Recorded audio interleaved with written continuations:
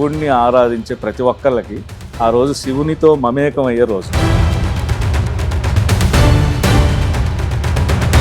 ఇద్దరు కలిసి కళ్యాణం చేస్తాము. ఆ కళ్యాణం అయిపోగానే అమ్మవారిని పక్కన పెడతాం, మళ్ళీ శివుడిని కూడా పడతాం. ఇక శివ శివ అనుకుంటే మళ్ళీ అభిషేకాలు చేసుకుంటూ కూర్చుంటాం.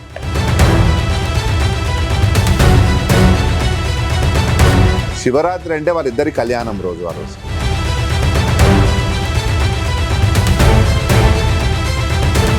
గర్భగుడిలో పెట్టి ఏకాంత సేవలో పెట్టి తాళం వేసి ఇక్కడి నుంచి అందరినీ పంపించేస్తాం. ఇక్కడ ఎవరిని కూడా ఉంచం. అసలు జాగరణ లాంటి భజనలు లాంటి ఇక్కడ జరగవు.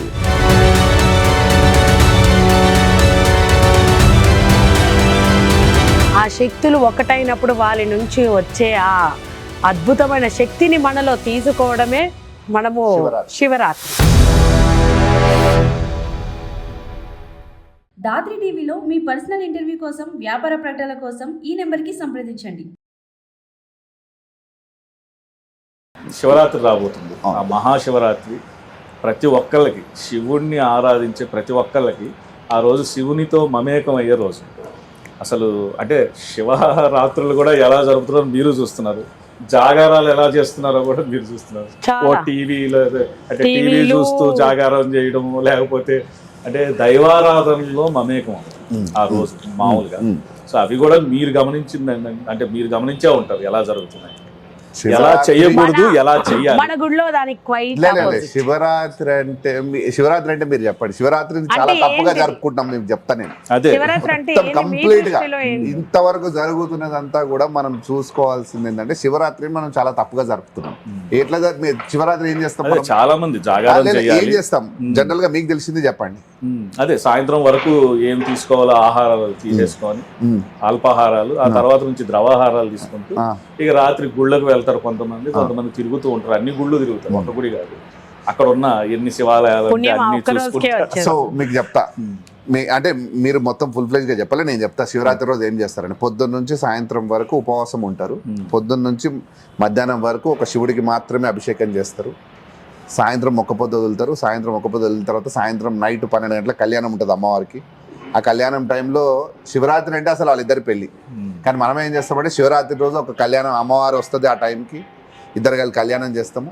ఆ కళ్యాణం అయిపోగానే అమ్మవారిని పక్కన పెడతాం, మళ్ళీ శివుడిని కూడా పడతాం. ఇక శివ శివ అనుకుంటే మళ్ళీ అభిషేకాలు చేసుకుంటూ కూర్చుంటాం. ఇది కాదు ఇక్కడ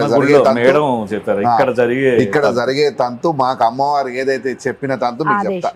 ఏదైతే అమ్మవారు ఆదేశించి ఇది మాత్రం ఇట్లా మాత్రం చేయాలి. ఎందు గురించి అంటే శివరాత్రి అంటే వాళ్ళిద్దరి కళ్యాణం రోజు. ఆ రోజు శివుడికి అమ్మవారికి కళ్యాణం అయింది.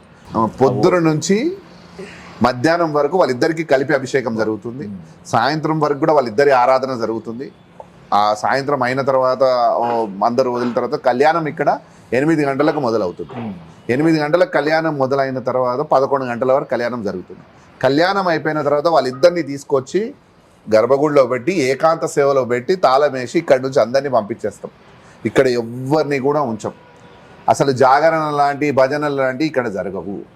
ఇక్కడ జరిగేది ఏంటంటే వాళ్ళిద్దరు ఏకాంత సేవలో పెట్టి అసలు లింగోద్భావన సమయం అంటే మనం అందరం జాగరం చేయడానికి, రెండు అతీతమైన శక్తులు ఐక్యమయ్యే సమయము.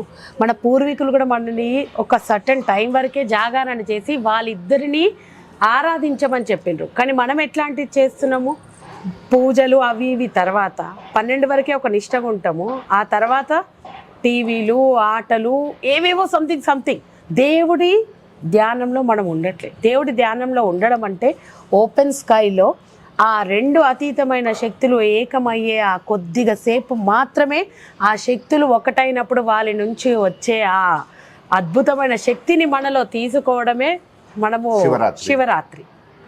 ఫస్ట్ యాక్చువల్లీ ఏంటంటే మనం చేస్తున్న తప్పు ఏంటంటే పొద్దున్న సాయంత్రం దాకా శివుడు ఎంబడి పడతాం. అమ్మవారి కళ్యాణం టైంకి వస్తుంది, పక్కకి వెళ్ళిపోతుంది. కానీ ఆ తప్పు చేయకండి.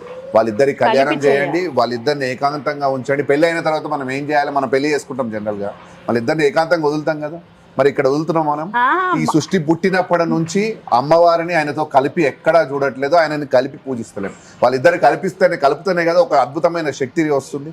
ఆ శక్తిని జాగరణ రూపంలో లింగోద్భావన సమయంలో 15 నిమిషాలు ఉంటుంది. ఆ 15 నిమిషాలు మనం అది తీసుకొని సైలెంట్గా ఇంటికి వెళ్ళిపోయి శివ శివ అనుకుంటే భజన వేసుకుంటే శివయ్య నియంబడి వస్తాడు, కానీ అమ్మవారేం పడిపోతాడా? పోడు కదా. రాత్రి మనుషులు మనం చేసుకున్న పెళ్ళే ఒక్కసారి మెడలో తాళి కట్టగానే ఏమంటాం? అమ్మ తీయొద్దు, వాళ్ళిద్దరిని వేరు కావద్దు, ఒకే దగ్గర ఉండండి, కలిసే వెళ్ళండి, కలిసే తినండి, కలిసే. మరి దేవుణ్ణి ఎందుకు వేరు చేస్తున్నాము? ఆ ఆది దంపతులను ఎందుకు దూరం చేస్తున్నాము? అవునా కదా? మాకైతే అమ్మవారు ఇచ్చిన కార్యం అదే. మేము గత 4 సంవత్సరాల నుంచి కూడా మన గుడిలో 3 సంవత్సరాల నుంచి కూడా అదే చేయడం జరుగుతుంది. 4వ సంవత్సరము. ఇక మీదట కూడా మేము అదే జరుగుతాం. మన గుడిలో 6 రోజుల తంతు జరుగుతుంది అమ్మవారికి, స్వామివారికి. శివరాత్రి నుంచి అంటే శివరాత్రికి 2 రోజుల ముందు నుంచి మొదలవుతుంది. తర్వాత శివరాత్రి, మళ్ళీ ఆ తర్వాత ఒక 3 రోజులు ఉంటుంది. మీరు వచ్చి చూడొచ్చు, చాలా బాగా ఘనంగా జరుగుతుంది అమ్మవారికి, స్వామివారికి. నేను ఇంతవరకు చూడలేదు, మళ్ళీ మొదటిసారి వింటున్నాను. వాళ్ళకి మంగళ స్నానాలు జరుగుతాయి, గౌరీ పూజ జరుగుతుంది, స్వామి వారికి ఉపనయనం జరుగుతుంది. చాలా ఉత్సవాలు బాగా చేస్తాం మేము ఇక్కడ అమ్మవారికి, స్వామి వారికి. ఏవైతే నిజంగా వాళ్ళకి జరగాలో అది జరుగుతుంది. కళ్యాణం రోజు మీరు కావాల్సిన లైవ్ కూడా పెట్టుకోవచ్చు. తప్పకుండా థ్యాంక్ యూ సో మచ్.